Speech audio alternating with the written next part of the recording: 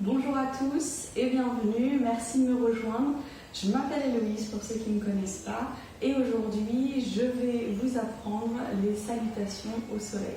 Donc comme promis, c'est un cours pour plutôt débutants mais plutôt initiation cette fois-ci parce que je vais vraiment prendre le temps de détailler chaque posture et je l'espère vous donner les bons outils pour que vous compreniez chaque posture et que vous puissiez commencer ce petit enchaînement. Les salutations au soleil, il y en a plusieurs, donc ne vous méprenez pas si vous vous dites que vous les avez déjà apprises et que ce que je vous montre et vous apprends aujourd'hui est un petit peu différent parce qu'il y a plusieurs styles de yoga et à chaque style un petit peu sa salutation. Celle-là, on l'utilise notamment en yoga Ashtanga et en yoga Vinyasa, celle que je vais vous apprendre aujourd'hui. Donc, aussi, ce qui est utile, je pense, dans l'apprentissage de ces salutations, c'est qu'on retrouve beaucoup de postures qu'on va retrouver après dans les flows de Yoga Vinyasa, en tout cas que moi j'enseigne et que je poste en ligne, donc ça pourra vous servir aussi pour la suite. Et tout simplement, les salutations au soleil, si vous n'avez pas beaucoup de temps un jour, que vous voulez quand même faire une petite pratique, c'est toujours bien de se dire, allez, je mets mon tapis et je pars pour 5 minutes, 10 minutes de salutation au soleil, un quart d'heure, peu importe le temps que vous avez. Mais vous pouvez faire simplement ça et c'est un enchaînement très complet qui va vous permettre un réveil musculaire, des étirements, de faire circuler l'énergie, de détoxifier, etc. Il y a vraiment beaucoup de bénéfices à cette pratique. Donc on va commencer aujourd'hui avec l'apprentissage de cette salutation en détail. On va se mettre à l'avant du tapis. Donc toujours quand on se met à l'avant du tapis, ce qu'on dit c'est d'être à peu près à un pied par rapport à l'avant du tapis. Donc on mesure ça. Et la posture de départ c'est Tadasana. Donc là je vous la montre de profil. Il faut de profil que vous soyez mis comme ça, donc pas les épaules tombantes. Il faut vraiment redresser les épaules bien droites. Après, il ne faut pas non plus que la poitrine sorte, que les fesses sortent. Donc, il faut trouver le juste milieu ici pour essayer de trouver un alignement avec le sacrum bien rentré. Vous imaginez une ligne là qui passe du centre de votre tête à l'intérieur de votre corps aligné avec la colonne vertébrale et qui ressort par le périnée, qui s'enfonce juste dans le sol. Et ça, c'est votre axe pour la posture de départ, pour le Tadasana. Je vais vous la montrer de face, donc jambes serrées, comme ceci. Maintenant, pour certaines personnes, d'avoir les pieds complètement serrés, ça ne va pas. On a tous des formes de bassin, de hanches, de pieds, de tout différentes. Et donc, il n'y a pas de problème. Il y a une modification possible à ça. On écarte les pieds. Soit on les écarte juste légèrement, soit on peut aller jusqu'à à peu près un pied ou une main d'écart entre les deux pieds. D'accord? Mais jamais plus. Donc ça, c'est notre position de départ, ici. Ensuite, on va prendre une grande inspiration pour le premier mouvement. Sur l'inspiration, on va monter les bras, monter la tête, regarder entre les mains jusqu'à ce que les paumes se touchent. Ça, c'est la fin de l'inspiration. Sur l'expiration, on va se pencher par le dos, par les hanches, avec le dos bien droit. Ici, s'il n'y a aucune modification, il faut descendre les jambes tendues jusqu'en haut.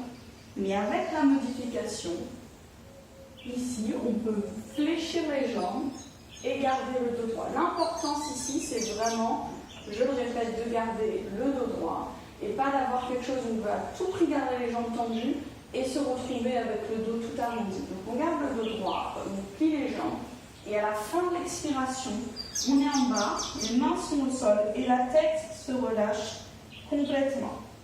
Sur la prochaine inspiration, si on a les jambes pliées, vous pouvez continuer les jambes pliées, vous redressez d'abord la tête vous entraîne plus loin et vous redressez le dos droit. Et les mains ici, soit elles viennent sur les tibias, soit vous pouvez laisser le bout des doigts au sol.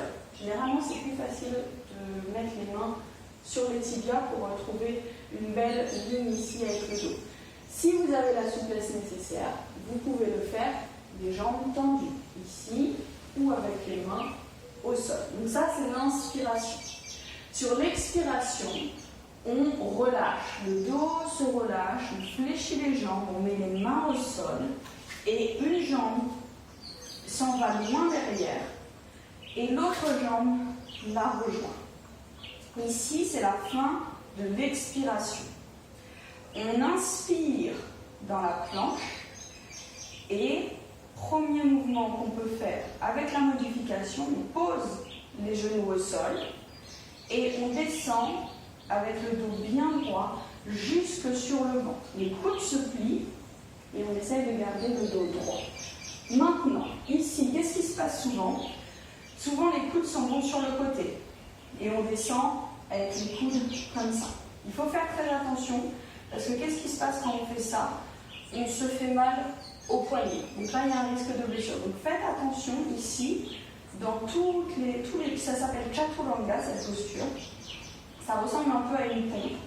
Mais la différence avec une pompe lambda, c'est que les coudes se plient le long du corps. Ils ne décollent jamais du long du corps. D'accord? Donc voilà, donc ça, c'est avec la modification, les genoux au sol. Et pour ceux qui ont la force de le faire sans la modification, on garde les jambes tendues, le dos droit, on inspire toujours ici. Et sur l'expiration, on descend avec les coudes le long du corps, toujours. Et on vient jusque sur le ventre dans un premier temps. Quand on arrive sur le ventre, les orteils ici se relâchent au sol. Et on va pousser sur les mains pour que le bas du dos, pour que le haut du dos se redresse. Le haut du dos se redresse. On vient en position du cobra. Position du cobra ici, pareil. Souvent, les erreurs, entre guillemets, ou ce qu'on fait sans s'en rendre compte quand on débute, c'est que les coudes s'écartent et les épaules se lèvent. Les épaules se lèvent dans les oreilles. Donc, deux choses. Coude le long du corps et épaules vers le bas. Et on redescend. Autre chose, pour le cobra, il y a beaucoup de gens qui sont assez souples du dos. Et du coup, ils se disent, on se redresse. Ah, on se redresse d'un coup. Et vous voyez là, mon bassin décolle. Vous allez vous faire mal au dos. Le bas du dos va s'aligner à force de répéter ce mouvement de façon incorrecte. Donc, ce qu'il faut faire, si vous êtes souple du dos, vous pouvez monter un peu plus haut. Mais tant que vous montez en cobra, le bassin reste au sol. Si ici vous pouvez monter plus haut avec le bassin au sol, ok. Si le bassin se soulève, vous allez vous blesser, vous allez vous faire mal et c'est une position incorrecte. Voilà. Donc on inspire en cobra, on monte. Et on expire, on redescend. Ensuite, on fléchit à nouveau les pieds, les orteils se mettent dans les sols. Ici, on va repousser avec le dos, les mains, pardon, on va se redresser à quatre pattes. Les fesses vont d'abord vers les talons et ensuite on se réajuste pour monter en chien la tête à l'envers. Et les pieds peuvent se réajuster, on réajuste la distance, tout ce dont on a besoin. Alors, les détails du chien la tête à l'envers. Le chien la tête à l'envers a une forme de triangle, dont la pointe est mon coccyx. D'accord? Si vous n'êtes pas assez souple, souvent ce qui se passe, c'est ça, les talons se décollent et on avance les épaules au-dessus des poignets. J'ai plus du tout un triangle à ce moment-là. D'accord? Donc pour garder cette forme de triangle, si on n'a pas la souplesse, on fléchit les jambes. On fléchit les jambes et surtout, on continue à pousser dans les bras et je dois toujours avoir une ligne entre mon poignet ici et la pointe de mon coccyx. S'il n'y a pas une ligne, ce n'est pas une position correcte. Maintenant, il y a une deuxième ligne des chevilles aux hanches. Même si les genoux sont pliés, il y a une ligne ici, imaginez. D'accord? Et au fur et à mesure qu'on gagne de la souplesse, sans bouger le dos, mon dos ne bouge pas, c'est simplement les jambes qui se tendent. Quand c'est le premier chien à la tête à l'envers de la séance, souvent, ce que j'aime faire et ce que j'aime faire à mes élèves, c'est marcher, pédaler. Soit on dit faire marcher le chien, soit on dit pédaler. Et en fait, on tend une jambe après l'autre. Quand une jambe se tend, l'autre jambe se fléchit. Et on marche. Comme ça, les muscles se délient. Surtout si on fait ça tôt le matin, ça peut aider. Ensuite, on reste dans le chien à la tête à l'envers. Normalement, ici, on prend 5 grandes inspirations et expirations. Donc, Une inspiration plus une expiration, ça compte pour 1. Normalement, on en prend 5, on reste ici. Ensuite, sur la prochaine inspiration, on fléchit les jambes, on regarde entre les mains, on regarde là où on va. Et on va expirer, on va emmener un pied entre les mains, puis l'autre pied entre les mains. Ça, c'est expire. Sur l'inspiration, on retrouve la même posture qu'au début, où on redresse le dos, on redresse la tête, on regarde vers l'avant, le dos est bien plat. Et pareil, on peut toujours avoir les jambes tendues, il y a toujours les mêmes options, ça c'est une inspire. Et sur l'expire, on redescend et on relâche la tête. Et à nouveau, on va remonter jusqu'en haut, mais on va remonter par ce demi-lift qu'on fait, où d'abord le dos est droit, et ensuite à partir du dos, on redresse tout le corps, les bras accompagnent, la tête se lève vers les mains comme au départ, les paumes de main se rejoignent, et sur l'expire, on redescend les mains devant la poitrine. Voilà la salutation au soleil en détail avec toutes les inspirations, les expirations, toutes les options que vous avez si vous commencez, vous débutez et vers où vous pouvez évoluer ensuite. Il y a une chose que je n'ai pas précisée au moment où on fait la transition entre le Chaturanga et le Cobra. Ça, c'est vraiment la version débutante. Après, on ne dépose plus le ventre au sol. Donc là, on va refaire un deuxième round ensemble avec la respiration. Vous choisissez l'option que vous voulez et je vais vous donner aussi l'alternative pour aller vers la transition entre le Chaturanga et le chien à la tête à l'endroit à la place du Cobra. Mais attention, c'est une posture qui demande un peu plus de force, un peu plus de maîtrise pour ne pas se faire mal au dos. Donc je vous invite à l'aborder vraiment avec précaution et quitte à faire beaucoup de Cobra au départ, avant de passer au chien à la tête à l'endroit. On y va. On se remet à l'avant du tapis. On inspire et on expire pour rien. Et on inspire, on lève les bras, on lève la tête, les paumes de main se touchent. Et on expire, on descend tout en bas et on relâche. On inspire, on relève la tête, paume de main sur les tibias. Et on expire, main au sol, une jambe va loin derrière, l'autre jambe va loin derrière, on se retrouve en planche. On inspire en planche, et c'est là où vous avez l'option de mettre encore les genoux au sol ou descendre tout droit en Chaturanga sur l'expire. Maintenant, l'option du chien à la tête à l'endroit, c'est d'ici, on ne pose pas le ventre au sol, on retourne les pieds. Et sur l'inspire, on se repousse et on est en chien à la tête à l'endroit. La différence entre le Cobra et le chien à la tête à l'endroit, c'est que dans le chien à la tête à l'endroit, seules mes mains et mes pieds, vous voyez, sont au sol. Au milieu, il n'y a rien qui touche. Mes cuisses ne touchent pas, mes genoux ne touchent pas, mes tibias ne touchent pas le sol. Ici, l'erreur souvent aussi, c'est ça. On s'avachit, les cuisses touchent, les épaules se relèvent dans les épaules, et là, on se fait mal au dos. D'ici, si on prend cette option, on inspire ici. Ensuite, soit on fait pied flex l'un après l'autre et on se repousse en chien à la tête à l'envers. On inspire, on expire. Encore une fois, on inspire, on expire. Encore inspire,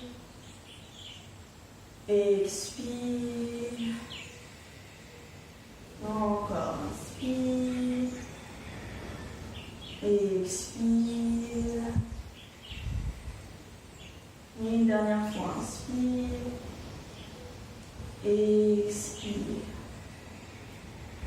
Inspire, fléchis les jambes, regarde entre les mains et avance un pied entre les mains, l'autre pied entre les mains. Inspire, demi-lift, dos bien droit, regarde vers l'avant, main sur les tibias. Et on expire, on relâche le dos et la tête. On inspire, on redresse le dos bien droit dans un premier temps. Les mains se lèvent, les bras se lèvent, paumes ensemble. Et on redescend sur l'expire, les mains paume contre paume devant la poitrine. Voilà, donc là je vous l'ai montré, je l'ai faite avec vous, sans aucune modification. D'accord? Donc c'est peut-être un petit peu plus difficile, mais on peut arriver à ça avec de l'entraînement, de la pratique et surtout beaucoup de patience. On va refaire, encore une fois, je vais la faire cette fois-ci avec toutes les modifications.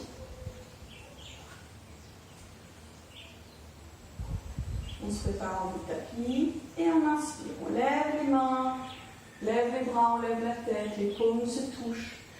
Expire, fléchis les jambes, descends le dos bien droit, garde le dos bien droit jusqu'à ce qu'on pose les mains dans le sol et on relâche la tête. On arrive à la fin de l'expire.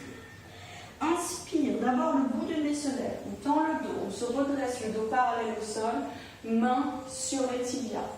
Expire, main au sol, et puis une jambe après l'autre, loin derrière pour arriver en planche. On prend une inspiration dans la planche et on expire. Genou au sol, coude se plie, on garde les coudes le long du corps et on descend jusque sur le ventre. On relâche les orteils, on inspire, on pousse dans le sol avec les mains, les coudes le long du corps, les épaules baissées, cobra. Et on expire, on redescend sur le ventre. On flexe les pieds dans le sol, on inspire, on pousse sur les mains. Et on expire, chien la tête à l'envers. On se rajuste les pieds si besoin. Une précision ici que j'ai oublié tout à l'heure. Vos mains dans le chien la tête à l'envers. Il faut vraiment qu'elles soient complètement à plat. Les doigts bien écartés. Souvent, on peut retrouver les doigts comme ça, les mains un peu à l'extérieur, un peu à l'intérieur. On essaye de les avoir le plus droit possible, avec les doigts bien écartés et surtout que l'appui du corps soit sur tous les doigts en même temps. Souvent, l'appui va un petit peu vers l'extérieur et ça se soulève un petit peu là sous le pouce. Surtout pas, si on veut protéger bien les poignets, il faut absolument appuyer bien à tout endroit de la main. Une autre chose que je n'ai pas précisé tout à l'heure non plus, on peut retrouver ça, les épaules dans les oreilles. On essaye de faire une rotation externe des épaules, c'est-à-dire que chaque épaule part vers l'extérieur. Chacune des épaules part vers l'extérieur. Donc l'épaule gauche tourne vers l'extérieur, vers la gauche, l'épaule droite vers la droite, et on pousse les épaules vers le dos et pas vers les épaules. Voilà. Et pendant tout ce temps-là, on continue à prendre des grandes inspirations et des grandes expirations le plus tranquillement possible. On inspire, on fléchit les jambes, on regarde entre les mains. Et à nouveau, un pied après l'autre, on marche vers l'avant. On inspire, on redresse. Et le dos, on redresse le haut du dos. On regarde vers l'avant et expire, relâche le dos, relâche la tête, main au sol. On inspire par le bout du nez d'abord, le dos droit d'abord, et ensuite on pousse sur les jambes, tout monte vers le haut, on regarde vers le haut, paume de main ensemble, et on expire, paume devant la poitrine. Voilà pour les salutations au soleil. C'est la version Vinyasa ou Ashtanga. Vous avez toutes les modifications. Si vous avez des questions, n'hésitez surtout pas à m'envoyer un message. Et si vous voulez en savoir un petit peu plus sur ce que je fais, n'hésitez pas à aller sur mon site internet www.eloiseferry.com et j'espère à très bientôt. Au revoir.